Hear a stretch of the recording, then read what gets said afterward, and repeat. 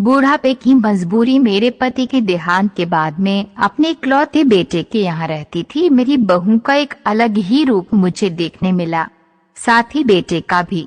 दोनों के मन में क्या है मैं अच्छे से जानती हूँ। वो चाहते हैं कि मैं वृद्धा आश्रम चली जाऊँ। उनके जाने के बाद मुझे ये सब देखना और सुनना पड़ेगा, इसका मुझे अंदाजा भी नहीं था।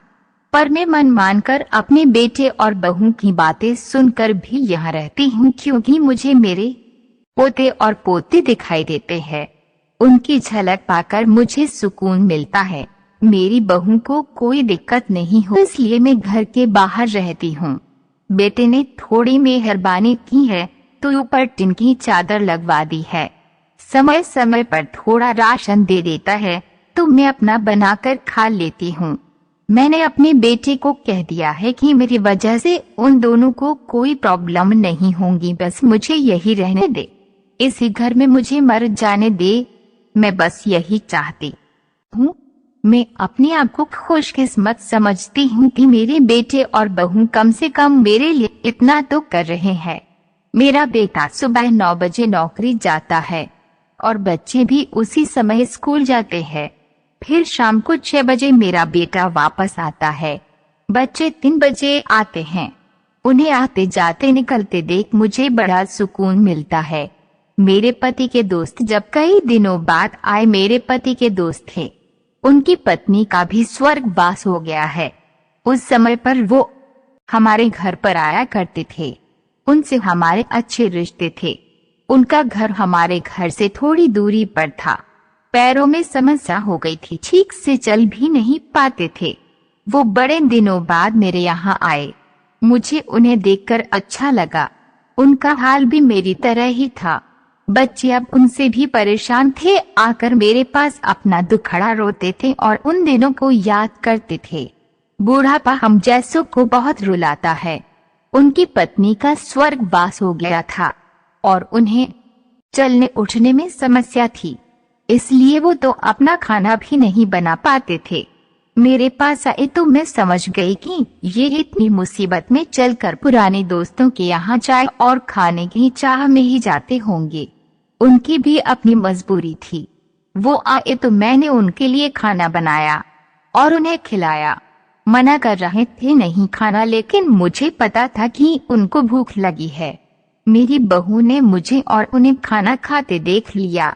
वो कुछ भी ना बोली। ऐसे ही वो यहाँ 2-3 बार आए। जब भी वो आते मैं उन्हें खाना खिलाती। फिर उनके जाने के बाद जब मेरा बेटा आया तो बहू कहती है कि तुम्हारी माँ कितनी बेशर्म है, पता नहीं किस किस को आजकल बुलाकर खाना खिला रही है। बड़ी मुश्किल से कमाया जाता है और ये लुटाने में लगी। इनका राशन बंद करो, कुछ दिन भूखी रहेगी तो अक्ल ठिकाने आएगी। मैंने कहा कि मैं अपने हिस्से का उन्हें खिलाती हूँ, तुम्हारे पिता के पुराने मित्र है। फिर भी बहू का उल्टा सीधा बोलना शुरू रहा। घर के बाहर रहकर इनको आजादी मिल गई है, पता नहीं क्या क्या करती है। बेटा भी बोला कि कुछ दिन भूखा ही रहने दो इन्हें। मुझे मेरे बेटे ने घर के पीछे सीढ़ी के पास ले जाकर बिठा दिया, कहा कि अब यहीं बैठो। मेरे तो अब आंसू भी सूख गए थे। अगले दिन मुझे खाना नहीं मिला।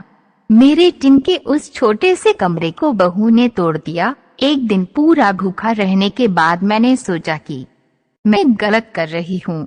मुझे अब अपने बेटे के यहाँ नहीं रहना चाहिए और शायद गलती भी मेरी ही है।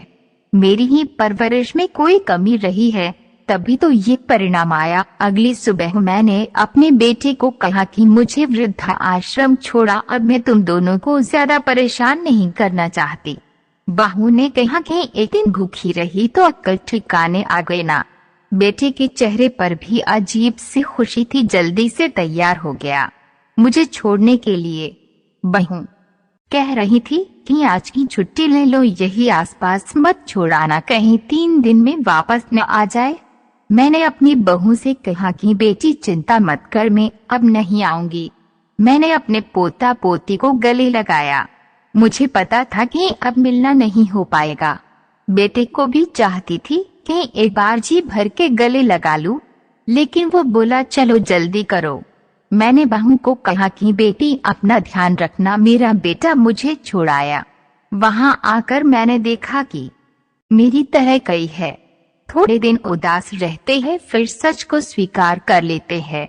मैं अब यहाँ खुश हूँ, कुछ काम भी करती हूँ। मैं चाहती हूँ कि ऐसा किसी के साथ न हो, लेकिन ऐसा कब किसके साथ हो जाए कोई बता नहीं सकता। लेकिन माँ बाप को ऐसे समय के लिए भी तैयार रहना चाहिए। बस बच्चों को पाल कर बड़ा कर दो, उनसे कुछ उम्मीद मत रखो। यदि कहानी अच्छी लगी हो तो प्लीज चैनल को लाइक, सब्सक्राइब और शेयर कीजिए।